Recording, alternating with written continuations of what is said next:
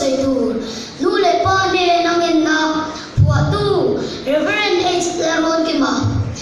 chu le suan tu ka thu hi lo ngai tu sinh đun công zo tu rin kan lo piang ve a ko ve so la ka kan him the nan pathian thua em ko la som kam ko ngai te lu em dam chu ko sak ngai tu reng reng in William san me do nim de le ru le tak sa thiang lim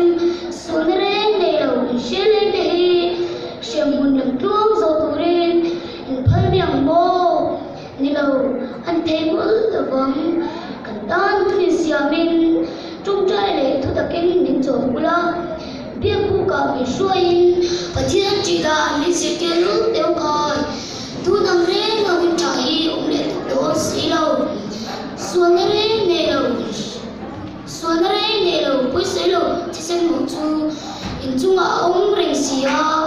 kan chat ne le the nei kan la ding zo si lo wa kan bo na ka in kong ti chu mi si ti lu teu kai nakin inti lai takian ko atlai me atlai ta inti ma nge yan har chu la